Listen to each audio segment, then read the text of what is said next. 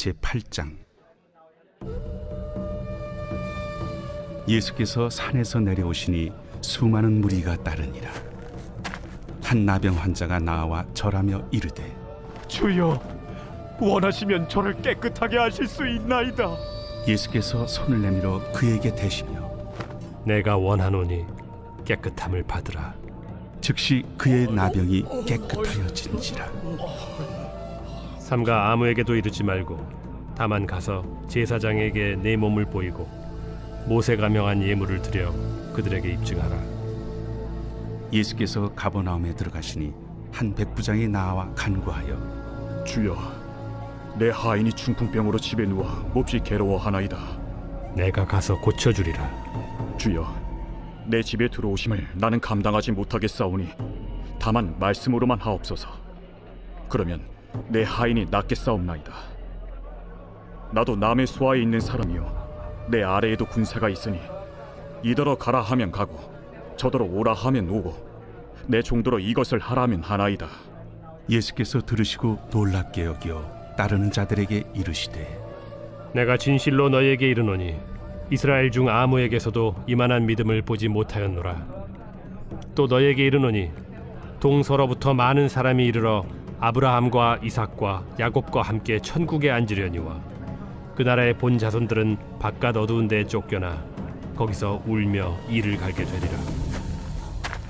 예수께서 백부장에게 이르시되, 가라, 내 믿은 대로 될지어다 하시니 그 즉시 하인이 나으니라.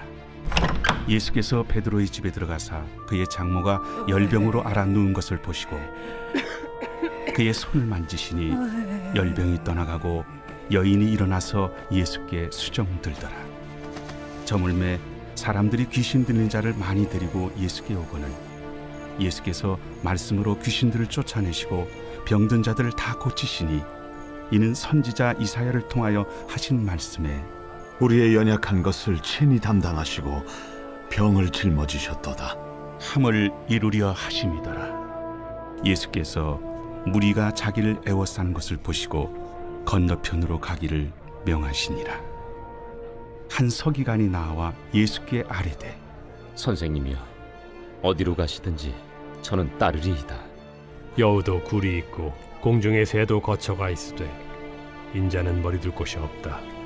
제자 중에 또 한 사람이 이르되, 주여, 내가 먼저 가서 내 아버지를 장사하게 허락하옵소서. 죽은 자들이 그들의 죽은 자들을 장사하게 하고 너는 나를 따르라. 배에 오르심에 제자들이 따랐더니 바다에 큰 놀이 일어나 배가 물결에 덮이게 되었을 때 예수께서는 주무시는지라. 그 제자들이 나와 깨우며, 주여, 구원하소서. 우리가 죽겠나이다. 어찌하여 무서워하느냐, 믿음이 작은 자들아. 하시고 곧 일어나사 바람과 바다를 꾸짖으시니 아주 잔잔하게 되거늘 그 사람들이 놀랍게 여겨 이가 어떠한 사람이기에 바람과 바다도 순종하는가?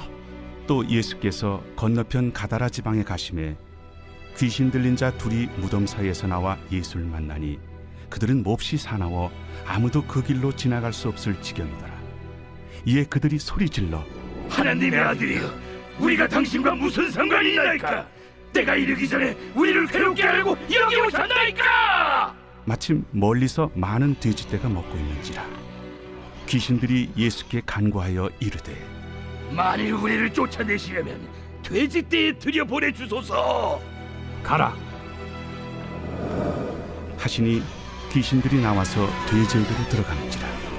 온 떼가 비탈로 내리더라 바다에 들어가서 물에서 몰사하더니 치던 자들이 달아나 시내에 들어가 이 모든 일과 귀신 들린 자의 일을 고하니 온 시내가 예수를 만나려고 나가서 보고 그 지방에서 떠나시기를 간구하더라. 마태복음 8장은 예수님이 산에서 내려오신 장면으로 시작이 됩니다. 산상수훈을 마치시고 산에서 내려오셨을 때 예수님을 기다리고 있던 사람들이 있었습니다. 그것이 많은 병자들입니다. 오늘 본문에는 3명의 환자들이 고침을 받는 장면이 17절까지 이어집니다. 먼저는 나병 환자가 예수님께 나와 고침을 받고, 그리고는 백부장의 하인 베드로의 장모가 고침을 받습니다. 마태는 산상수훈 다음에 이렇게 병자들을 고쳐주시는 예수님 이야기를 통해 예수님 그분이 누구신가를 선포하고 있는 것입니다.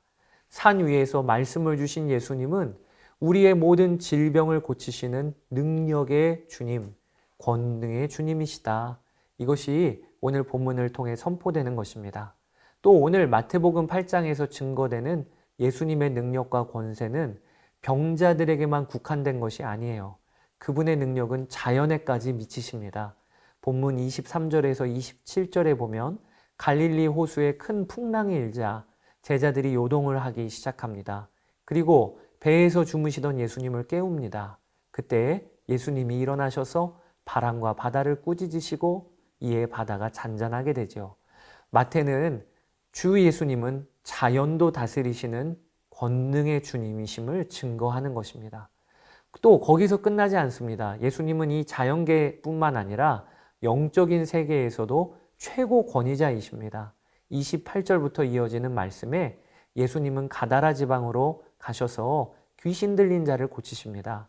이 사건을 통해 마태는 예수님의 권능은 귀신들을 제압하시는 권능이심을 증거하고 있는 것입니다. 여러분 오늘 본문을 읽으면서 중요한 것이 이 능력의 주님께서 우리 안에 계시다는 것을 꼭 아셔야 하겠습니다. 여러분 권능의 주님이 지금도 나와 함께 계시기에 오늘도 걱정과 염려가 없으십니까? 담대히 순종하시며 사십니까?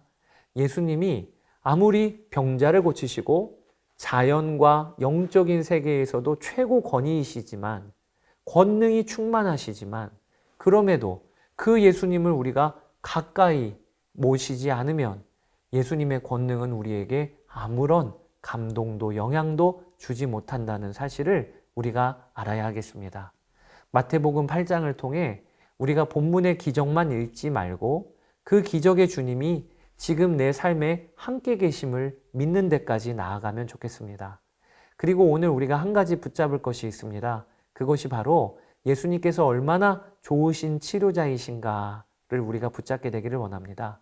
오늘 본문은 나병 환자가 예수님을 만나 고침받는 사건에서 시작을 하죠. 그런데 오늘 말씀에 참 특이한 것이 하나 있어요. 그것이 3절입니다. 예수께서 손을 내밀어 그에게 대시며 이르시되 내가 원하노니 깨끗함을 받으라 하니 즉시 그 나병이 깨끗하여진지라. 여기에 3절에 아주 특이한 점이 있어요. 그게 무엇이냐면 예수께서 손을 내밀어 대시며 이르시되. 여러분 이 행동은요 당시의 유대인들에게는 기겁할 만한 일이었습니다. 나병 환자에게는 손을 대면 안 되는 것이거든요. 나병 환자에게 가까이 가서 손을 만지는 것은 당시 율법으로 따지면 엄격히 금해져 있었고 그렇게 만지면 만진 그도 부정해지게 되는 것입니다. 그것을 누구보다도 잘 아시는 예수님이 그에게 가까이 가셔서 손을 대시며 고침을 받으라 하신 것이죠. 여러분 여기서 우리가 질문을 던져야 합니다. 예수님은 왜 그 당시에 금기되는 일을 하셨을까요? 말씀으로만 나병을 고치실 수 있음에도 굳이 왜 나병 환자에게 손을 대셨을까요? 그것이 나병 환자에게 진짜 필요한 것이 무엇인지를 예수님은 정확히 알고 계셨던 거예요. 나병 환자는 육체적으로 무서운 병에 걸려 있습니다. 그러나 그 안에는 또 하나의 병이 있는데 마음의 병이에요. 누구도 나를 따뜻한 손으로 만지고 대해주지를 않아요. 함께 살았던 가족도 나를 버렸어요. 그러니 이 나병 환자는요, 몸의 고통뿐만 아니라 마음의 병도 있었을 거예요. 그가 가장 소원하는 것이 있다면 한 사람이라도 내게 와서 따뜻한 손으로 나를 만져주는 것, 나를 한 인격으로 대해주고 있는 모습 그대로 봐주는 것, 이게 그가 가장 갈망했던 것 아니었겠습니까? 예수님은 그걸 아셨어요. 그래서 병을 고쳐주시기 전에 먼저는 그에게 다가가 손을 내밀어 그를 만지신 것입니다. 이렇게 예수님은 치유하시는 분이세요. 얼마나 좋은 치료자이신지요. 예수님은 우리의 연약한 것을 알고 그리고 우리와 같은 눈높이에 오셔서 주님이 공감해 주세요. 히브리서 4장 15절 우리의 대제사장은 우리의 연약함을 동정하지 못하시는 분이 아닙니다. 그는 모든 점에서 우리와 마찬가지로 시험을 받으셨지만 죄는 없으십니다. 사랑하는 여러분, 우리에게는 좋은 치료자가 계십니다. 그분께 나아가 그분께 치유함을 받고 또 그분과의 관계가 뜨겁게 되어 오늘 하루를 사시는 여러분 되시기를 축복합니다. 감사합니다.